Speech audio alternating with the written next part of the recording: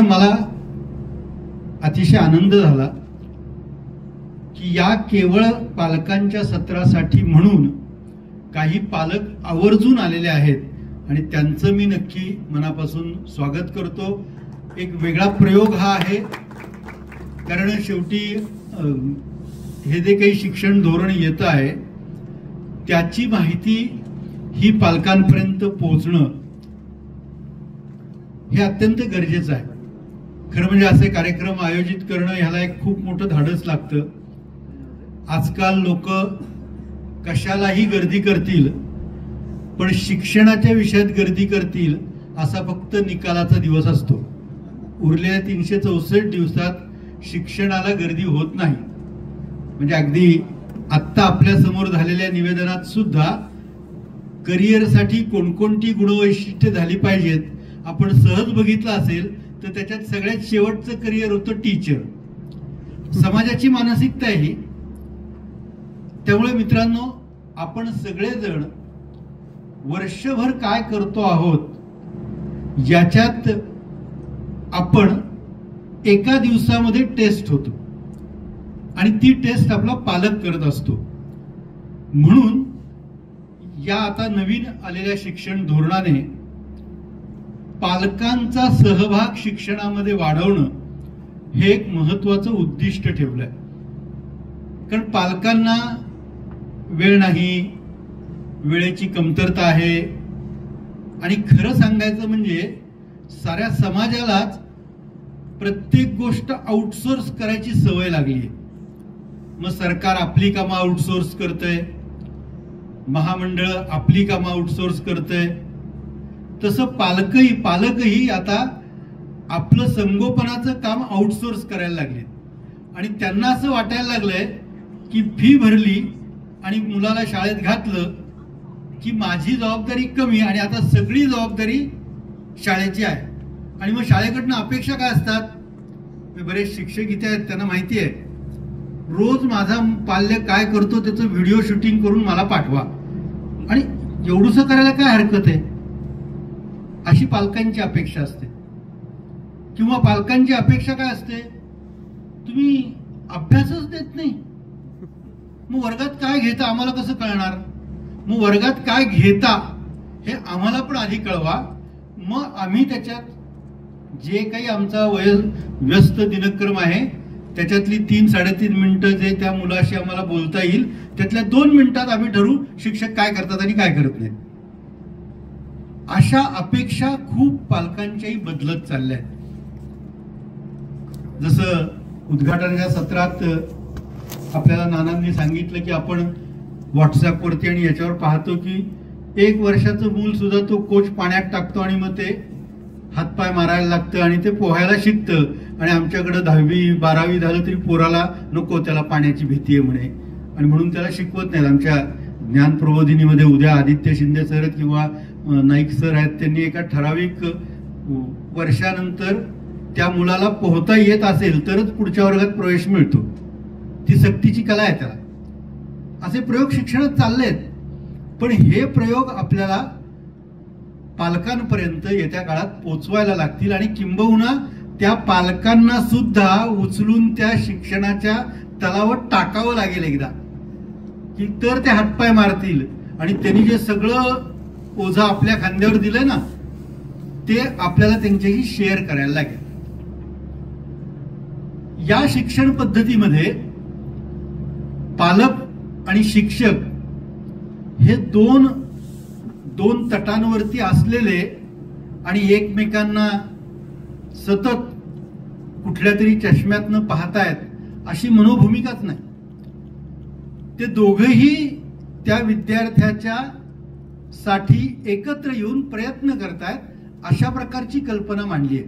त्यामुळे मी आपल्या पालकांना आवर्जून सांगू इच्छितो की या शिक्षण पद्धतीतनं खूप मोठे बदल व्हायचे आहेत. मुळात पूर्वी तुम्ही पहिल्याच मुलाला वर्गात टाकल्यानंतर पुढचं बघायचात, बाकी आधी जे काही ज्युनियर केजी सिनियर केजी वगैरे जे काय होतं त्यात तो जाईल तसा जाईल, त्याच्यात तो करेल तसा करेल, त्याचा काही फार विशेष विचार केलेला असायचा असं नाही. पण शासनाने आता त्याचा विचार केलाय आणि 5 वर्षांचा पहिला पायाभूत स्तराचा विचार याच्यामध्ये मांडलाय आणि त्याच्यावरती वेगवेगळ्या गोष्टींच्या माध्यमातून त्या विद्यार्थ्याची पूर्ण ग्रहण क्षमता वाढवण्याचा प्रयत्न करायचा आहे आणि त्यात आपल्याला सगळ्या पालकांचा सहभाग हा अत्यंत गरजेचा आहे.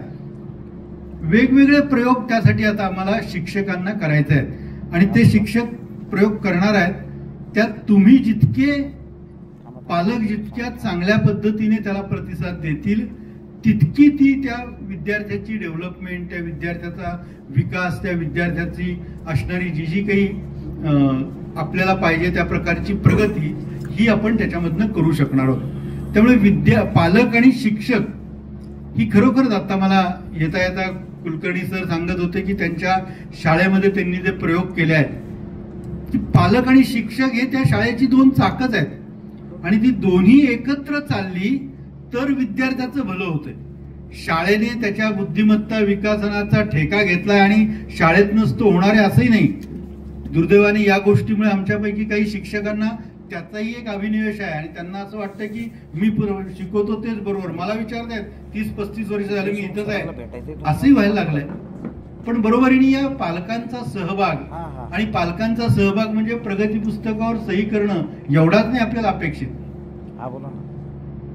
शाळेच्या दैनंदिन उपक्रमांमध्ये सुद्धा पालकांचा सहभाग कसा घेता येऊ शकतो. मग कदाचित एखाद्या विद्यार्थ्याचे पालक कुठली तरी स्पर्धा जिंकतात, कुठल्या तरी विशिष्ट प्रकारच्या खेळामध्ये असतात, कोणत्या तरी एखाद्या विशिष्ट प्रयोगाचा भाग असतात, कुठेतरी चालणाऱ्या एखाद्या सामाजिक कामाचा उपक्रमाचा भाग असतात. त्यांना आपल्याला अधिकृतपणे शाळेत बोलवण्याची या शिक्षण पद्धतीतनं आपल्याला सोय उपलब्ध झाली. असा पालकांचा ज्याचा मगाशी गोविंद कुलकर्णींनी त्यांच्या बोलण्यामध्ये उल्लेख केला की विशिष्ट व्यक्ती या आणण्याचा आता आपल्याला इथे सोय आहे. त्यामुळे पालकांना सुद्धा असं सुचवता येऊ शकतं.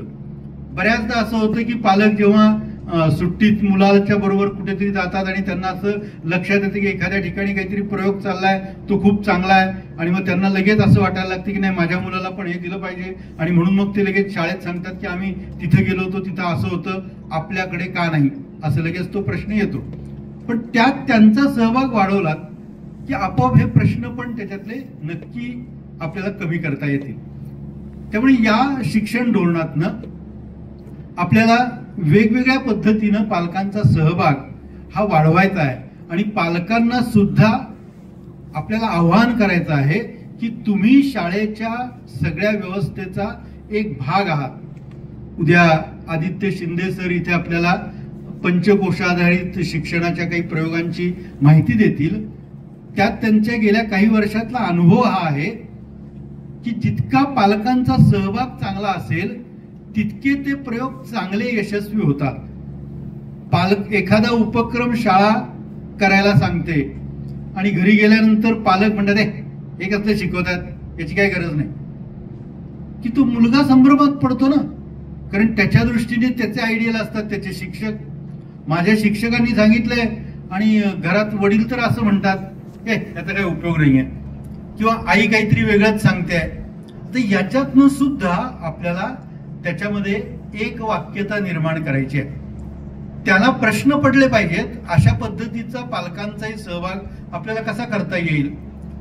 त्यामुळे असे छोटे छोटे उपक्रम आपल्याला विद्यार्थ्यांना सुचवायला लागतील, शाळेमध्ये करायला लागतील की ज्याच्यातून पालकांना आणि म्हणजे एक काळ खरंच असा होता की जेव्हा पालकांना म्हणजे साधारणपणे 1973-74च्या दरम्यानचा काळ असेल आणि एका विद्यार्थ्याने शाळेमध्ये काही केलं आणि त्याच्या पालकांना त्याची सांगायची हिंमत होत नव्हती आणि शाळेने सांगितलं की पालकांना बोलून आण. 73-74ची घटना असेल तर तो काही पालकांना सांगायला जाम तयार नव्हता. 2-3 दिवस आणि शाळेतनं रोज मुलाला सांगितलं की पालकांना बोलून आण, पालकांना बोलून आण. ते वडील कामगार होते त्यामुळे सकाळी 6:30ला जायचे, ते संध्याकाळी 7:30ला यायचे. मग एक दिवस ते म्हणले की आता नाही उद्या पालकांना घेऊन आला नाहीस तर तुला आम्ही काही वर्गात बसू देणार नाही. मग भीत त्याने 7-7:30ला पालक आल्यानंतर त्यांना सांगितलं की उद्या तुम्हाला माझ्या शाळेत बोलवलं आहे. शाळेत बोलवलं आहे एवढं त्या पालकाने ऐकलं आणि पहिलं त्याला धरलं. काय केलं शाळेत ते सांग. तिकडे येऊन करण्यापेक्षा मी आत्ताच तुला हाताखालनं काढतो म्हणून 2-4 देऊन हाताखालनं काढलाच. मग त्या मुलाने सांगितलं की तसं काही नाहीये, पण काहीतरी शाळेला असं म्हणणं आहे की तुझे पालक घेऊन ये. मलाही माहित नाही कशासाठी आहे, पण उद्या मला ते वर्गात बसू देणार नाहीयेत. म्हणून मग ते दुसऱ्या दिवशी पालक आले आणि मग त्या विद्यार्थ्याला कुणा एका पालकांचं काही पाकिट रस्त्यात सापडलं होतं, ते त्यांनी शाळेमध्ये आणून परत दिलं. त्याबद्दल पालकांच्या समोर त्या मुलाचा कौतुक करायचं होतं म्हणून पालकांना बोलवलं होतं. ते तिथे गेल्यावर पालकाला कळलं. त्यावरही पालक असं म्हणले, असं तर केलंच पाहिजे, प्रामाणिकपणा नाही ठेवलं ते त्याला हाताखालनच काढीन, अशी त्यांची प्रतिक्रिया होती. तो विद्यार्थी आज तुमच्या समोर उभं राहून त्याचा अनुभव सांगतोय. पण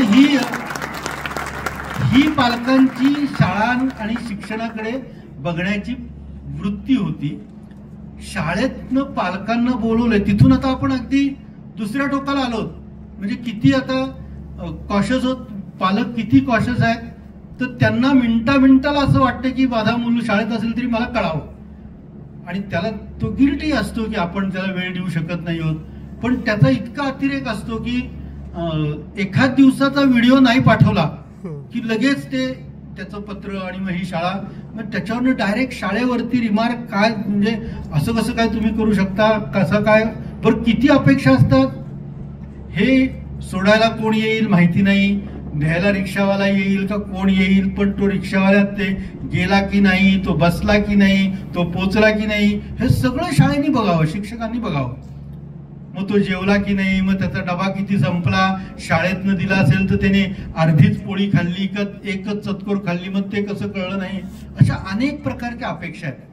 आता अशा अपेक्षा आपल्याला पूर्ण करायच्या असतील तर त्यांचा अधिकाधिक सहभाग याच्यामध्ये घेणं पॉझिटिव्ह अर्थाने असं आपल्याला नक्की त्याच्यातून करता येऊ शकेल. तर असे काही उपक्रम आपण ऑलरेडी केले असतील तर त्याच्यावरती आपण काही आपली मतं सांगू शकतो, किंवा असे कोणते उपक्रम असू शकतात की ज्याच्यामध्ये पालकांचा आपल्याला सहभाग घेता येईल अशा प्रकारचा आपण विचार करू शकतो. किंवा आपल्यापैकी जे पालक आता उपस्थित आहेत, आणि मला कुलकर्णी सर येताना एक वाक्य म्हणले ते खरंच पटलं की हे शिक्षक बसले तेही पालकच आहेत ना. तेव्हा माझ्या मनात परत एक प्रश्न नक्की आला, किती शिक्षकांची मुलं